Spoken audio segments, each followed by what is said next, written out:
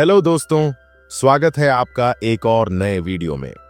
यह कहानी है चोरों की एक टीम की, जो जमीन के 2000 फुट नीचे दुनिया की सबसे सुरक्षित तिजोरी से 800 करोड़ रुपए चुराकर सबके सामने से निकल जाते हैं और कोई कुछ नहीं कर पाता। कहानी की शुरुआत में हमें जेल के अंदर एक आदमी को दिखाया जाता है जिसका नाम डैनियल ओशन होता है। ओशन से पुलिस कहती है, इस सुनवाई का एक ही मतलब है, अगर आपको रिहा किया गया तो आप फिर कानून तोड़ेंगे। यह पहली बार है जब आपको किसी गुनाह के लिए मुजरिम करार किया है, जबकि आपके ऊपर 10 से भी ज्यादा केस हैं। ओशन कहता है, मेरी बीवी मुझे छोड़ के चली गई थी। मैं परेशान था, इसलिए मैंने ये सब किया, पर अब मुझे अकेले रहने की आदत हो चुकी है।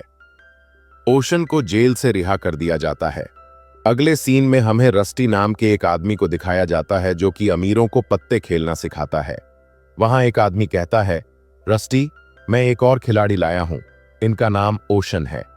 फिर वे पत्ते खेलते हैं और ओशन बहुत सारे पैसे जीतता है। अगले सीन में रस्टी और ओशन बैठे हुए होते हैं। दरअसल ये दोनों दोस्त होते हैं। वहां ओशन उसे बताता है कि मैं 3 कसीनो को लूटने का प्लान बना रहा हूं। नक्शा देखो। रस्टी कहता है, ये तो एक ही है। ओशन बताता है, शहर के 3 बड़े कसीनो का पैसा इस तिजोरी में जमा होता है। रस्टी कहता है, इसके लिए हमें पैसे और टीम की जरूरत पड़ेगी। अगले दिन दोनों रूबन से मिलते हैं। रूबन उन्हें कहता है, यह नामुमकिन है। 3 लोग ने कोशिश की थी और वे मारे गए हैं, एक कासिनो के अंदर, एक गेट के पास और एक गेट के बाहर। यह सुनकर ओशन और रस्टी जाने लगते हैं। रूबन उन्हें आवाज देकर पूछता है, कहां चोरी करने वाले हो? ओशन कहता है, टेरी बेनेडिक्ट के कसीनो में। रूबन यह सुनकर पैसे देने के लिए मान जाता है, क्योंकि टेरी ने रूबन के सारे कसीनो बंद करवा दिए थे और उसे पूरी तरह से तबाह कर दिया था। रूबन कहता है, तुम्हें इसके लिए एक टीम की जरूरत होगी। अब पैसे का इंतजाम होने के बाद ओशन और रस्टी टीम बनाने निकल जाते हैं। सबसे पहले टीम मेंबर होता है बैशर, जो कि बड़ी से बड़ी तिजोरी को बम लगाकर खोल सकता है। अगला मेंबर होता है 2 भाई, एक वर्जिल जो कि रिमोट कार एक्सपर्ट है और दूसरा टर्क जो कि एक कार रेसर है। तीसरा मेंबर है लिविंगस्टन, बेहतरीन कंप्यूटर हैकर। लिविंगस्टन कोई भी इलेक्ट्रॉनिक डिवाइस को बस कुछ सेकंड में ही हैक कर सकता है। अगला मेंबर आपके आंखों के सामने से कोई भी चीज चुरा सकता है और आपको पता भी नहीं चलेगा, एक बेहतरीन चोर लाइनस। अगला मेंबर होता है जिम्नास्टिक्स एक्सपर्ट येन। येन बहुत ऊंचे ऊंचे जंप मार सकता है। अगला मेंबर है फ्रैंक, जो कि टेरी बेनेडिक्ट के कसीनो में काम करता है। टीम का आखिरी मेंबर होता है सॉल, एक अनुभवी और इंटेलिजेंट आदमी जिसे बिजनेसमैन का कैरेक्टर निभाना था। अब सभी टीम मेंबर एक मीटिंग करते हैं, जहां पर ओशन बताता है, टेरी के 3 कसीनो का पैसा बेलाजियो कसीनो के 2000 फुट नीचे दुनिया की सबसे सुरक्षित तिजोरी में जमा होता है, जहां पर करीब 800 करोड़ रुपए हैं। इसे पाने के लिए हमें सबसे पहले कैसीनो में एंटर करना होगा है, जो कि नामुमकिन है। इसके बाद हमें उस दरवाजे को पार करना होगा जिसका कोड हर 12 घंटे में सिक्योरिटी गार्ड बदल देते हैं। इसके बाद आएगी वह लिफ्ट जो बिना फिंगरप्रिंट और वॉइस सिक्योरिटी के चालू नहीं होगी। रस्टी कहता है, अगर हम लिफ्ट का ऑटोमेटिक कंट्रोल को खराब भी कर देते हैं तो वहां लगी लेजर लाइट हमें डिटेक्ट कर लेगी और हम मारे जाएंगे। ओशन बताता है, अगर हम नीचे पहुंच गए तो वहां बस 2 गार्ड होंगे गन के साथ, जिन्हें अपने कब्जे में करना कोई मुश्किल बात नहीं है। येन कहता है, हम जमीन में गड्ढा खोद के क्यों नहीं जाते?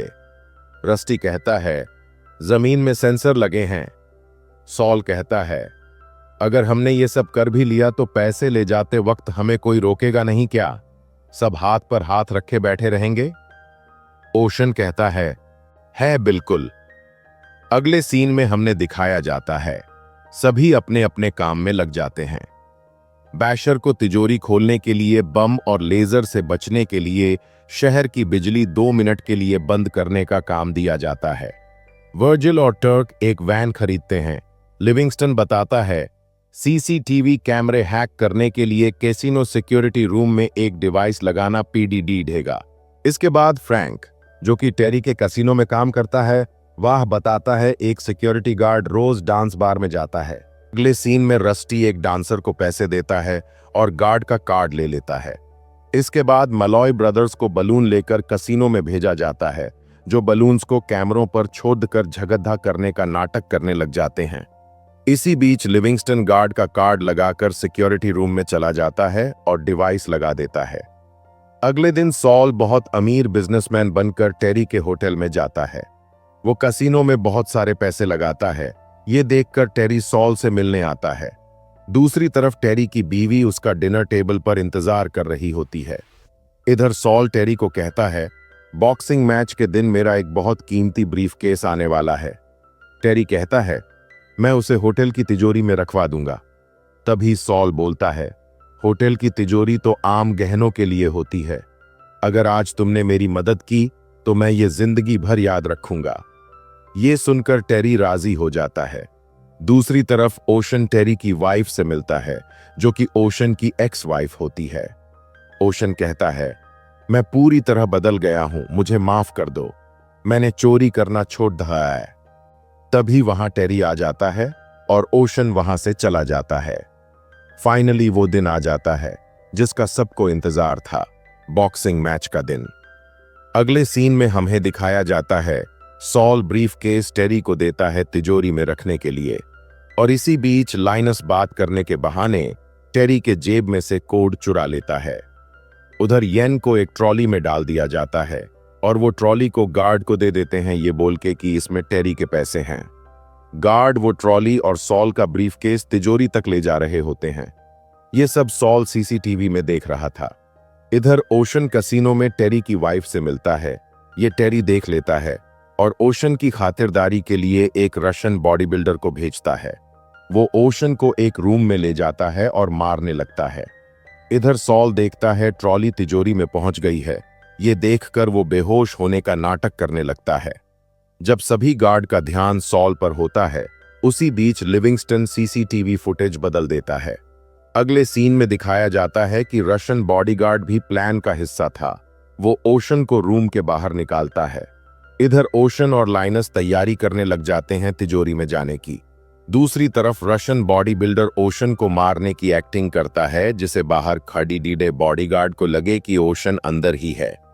इधर ओशन और लाइनस नीचे जाने की तैयारी करते हैं और देखते हैं नीचे जाने के पूरे रास्ते में लेजर लगी हुई है।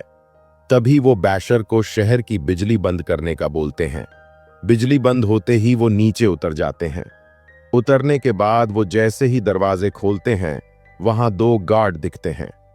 ओशन गार्ड के पास एक डिवाइस फेंकता है, जिसे वो बेहोश हो जाते हैं। इधर येन भी ट्रॉली से बाहर आ जाता है, लेकिन सबसे बड़ी दिक्कत अब यह है कि येन को बिना लेजर को छुए दरवाजे में बम लगाना था। येन ये काम बड़ी ही आसानी से कर लेता है। इधर ओशन भी दरवाजे के दूसरी तरफ बम लगा देता है। इसके बाद वो दरवाजे को उड़ा के अंदर जाते हैं और पैसों को बैग्स में भरने लग जाते हैं। इधर टेरी की बीवी को एक फोन आता है, जो कि टेरी के लिए होता है। फोन के दूसरी तरफ रस्टी होता है। वह टेरी को कहता है, तुम्हारी तिजोरी में चोरी हो रही है। यह सुनकर टेरी सीसीटीवी कैमरे चेक करता है। उसे वहां कुछ नहीं दिखता। वो को कहता है, यहां सब ठीक है। रस्टी कहता है, रुको एक मिनट। इधर लिविंगस्टन फुटेज को बदल देता है। टेरी कहता है, तिजोरी तक पहुंच तो गए मगर जिंदा बाहर नहीं निकल पाओगे। रस्टी कहता है, अंदर 800 करोड़ रुपए हैं, आधे हमको दे दो वरना हम बम से पूरे पैसे उड़ा देंगे। टेरी अपने मैनेजर को पुलिस को कॉल करने का बोलता है। इधर टेरी रस्टी की डील को मान लेता है।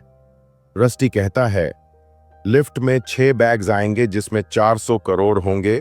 वो बैग्स को उठवाकर हमारी वैन में रखवा देना और कोई भी उस वैन का पीछा नहीं करेगा। अगर किसी ने पीछा किया तो हम वैन को उड़ा देंगे। टेरी वैन में पैसे रखवा देता है, मगर वैन के पीछे अपने आदमियों को भेज देता है।